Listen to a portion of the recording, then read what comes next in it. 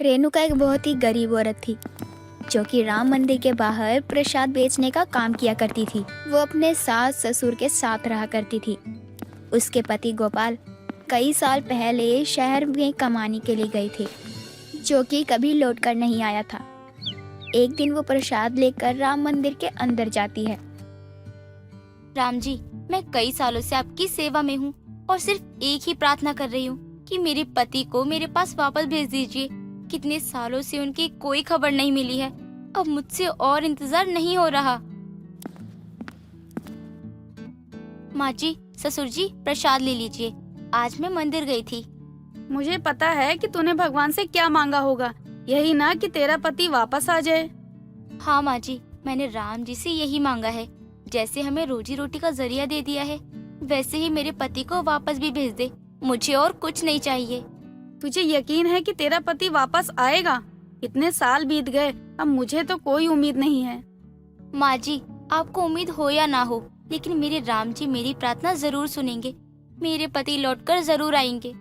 मुझे पूरा विश्वास है कि वो तेरा विश्वास कभी नहीं तोड़ेंगे। हमने उनकी सेवा में कभी कोई कमी नहीं रखी, तो वो हमारे बुढ़ापे का सहारा कैसे छीन सकते हैं? माँ जी, भगवान के घर में देर होती है, अंधेर नहीं। एक दिन वो जरूर लौट कर आएंगे। भगवान करे तेरी ये सारी इच्छा पूरी हो जाए। जी माँ जी, ऐसा ही होगा।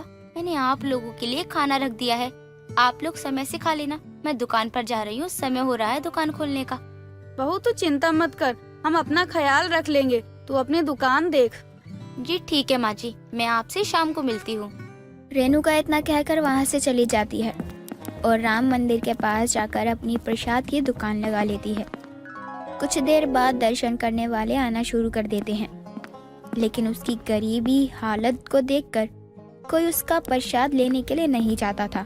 कोई भी मेरी दुकान पर प्रसाद लेने के लिए क्यों नहीं आता है?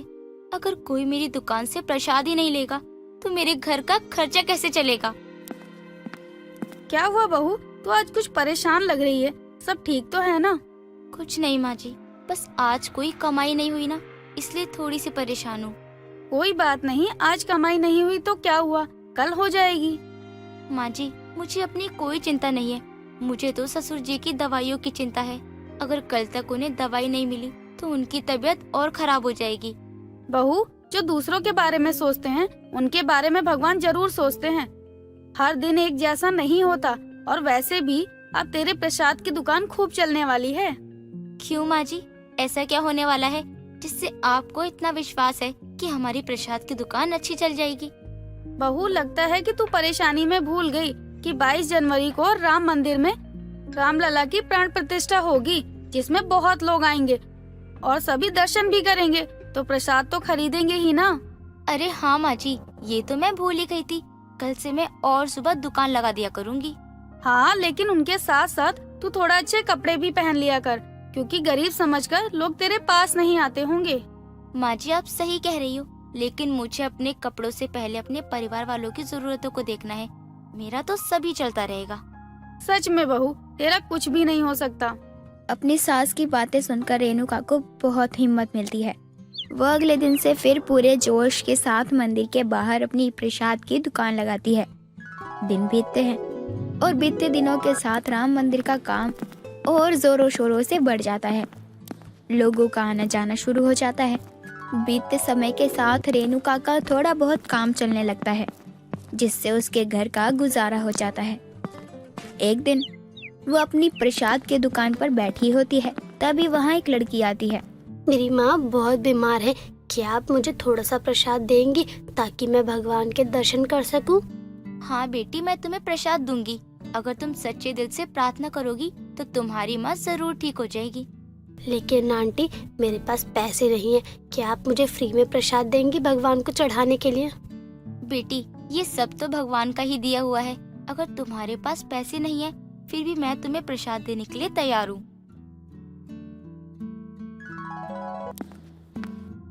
एक मिनट रुको बेटी। क्या हुआ आंटी, आपने मुझे जाने से क्यों रोका? बेटी, तुमने कुछ खाया है या नहीं? नहीं आंटी जी, मैंने और मेरी माँ ने आज 2 दिन से कुछ नहीं खाया। हमारे पास पैसे नहीं है, इसीलिए। कोई बात नहीं, मैं तुम्हें खाना दूंगी।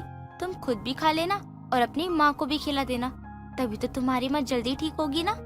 आंटी जी, आपको देखकर आज ये साबित हो गया कि इस दुनिया में अच्छे लोग आज भी हैं, वरना क्यों ही कोई किसी की मदद करे। मैंने तुम्हारी मदद इसलिए करी क्योंकि मैं भी तुम्हारी तरह गरीब हूँ और तुम्हारी परेशानी को अच्छे से समझ सकती हूँ। क्योंकि जिस परेशानी से तुम लड़ रही हो ना, उसी परेशानी से मैं भी लड़ रही हूँ।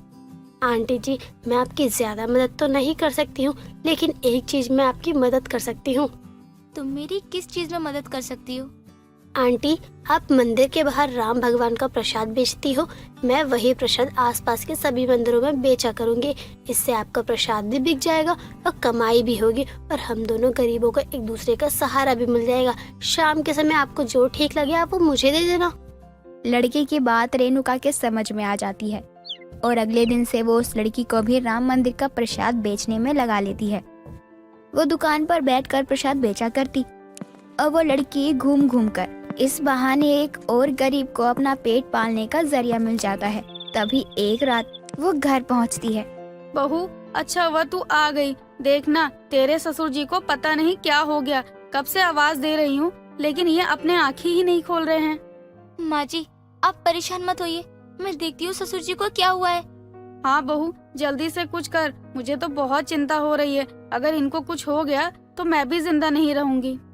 माँ जी, ऐसा मत बोलिए, अभी सुबह तक तो ससुर जी बिल्कुल ठीक थे, अचानक से इनको क्या हो गया? ये सब मेरी वजह से ही हुआ है। आज बहुत दिन बाद मुझे अपने बेटे की बहुत याद आ रही थी, तो मैंने उसकी बात शुरू कर दी, तो इनकी आंखों में आंसू आ गया और ये रोते रोते बेहोश हो गए। माँ जी, मैंने आपको कितनी बार बोला है कि ससुर जी के सामने आप उनकी बात मत किया कीजिए। आपको तो पता है ना कि डॉक्टर ने इन्हें किसी भी बात को लेकर चिंता करने से मना किया है, फिर भी आपने उनकी बात छेड़ी ससुर जी के सामने। बहू, मुझसे बहुत बड़ी गलती हो गई, ये बस जल्दी से ठीक हो जाएं। रेणुका अपने ससुर को जल्दी से हॉस्पिटल लेकर जाती है, लेकिन उसकी गरीबी देखकर कोई भी हॉस्पिटल वाले उसके ससुर को एडमिट करने से मना कर देते हैं। उसे कुछ समझ नहीं आता कि वो करे तो क्या करे। वो भागते हुए राम मंदिर में जाती है और बोलती है, राम जी, मैंने आज तक आपसे कुछ नहीं मांगा है, लेकिन आज मांगती हूँ, मेरी मदद करिए। मैं एक प्रसाद बेचने वाली हूँ, कहाँ से इतने पैसे लेकर आऊँ जिससे मैं अपने ससुर जी का इलाज करवा पाऊँ? कोई तो चमत्कार कीजिए। रेणुका सर झुकाए भगवान के सामने रो ही रही होती है। तभी एक आदमी पीछे से उसके कंधे पर आकर हाथ रखता है, जो कि और कोई नहीं उसका पति गोपाल होता है, जिसे देखकर वो हैरान हो जाती है। आप मेरे सामने? मुझे तो यकीन ही नहीं हो रहा, कहीं मैं कोई सपना तो नहीं देख रही हूँ? नहीं, तुम कोई सपना नहीं देख रही, मैं गोपाल हूँ, तुम्हारा पति। तुम इतनी घबराई हुई क्यों हो? ससुर जी की तबीयत बहुत खराब है, आपकी याद में पहले उनकी आवाज चली गई और अब वो अपनी आंखें भी नहीं खोल रहे हैं। पैसे न होने के कारण कोई भी हॉस्पिटल वाले उनका इलाज नहीं शुरू कर रहे हैं। तुम चिंता मत करो, मैं आ गया हूँ, सब ठीक हो जाएगा। तुम मुझे वहाँ लेकर चलो। रेणुका अपने पति को लेकर हॉस्पिटल लेकर जाती है, जहां वो डॉक्टर से बात करके सारे पैसे जमा करवाता है और अपने पिता का इलाज शुरू करवाता है। कुछ देर बाद उसके पिता होश में आते हैं और वो अपने सभी घर वालों को इतने साल वापस ना आने का कारण बताता है। साथ ही उन्हें मुसीबत में छोड़कर जाने के लिए माफी भी मांगता है। इतने सालों बाद उसके माता पिता अपने बेटे को पाकर और रेणुका अपने पति को पाकर उसकी सभी गलतियों को भुला देते हैं और एक साथ मिलकर राम मंदिर जाकर राम जी को धन्यवाद करते हैं।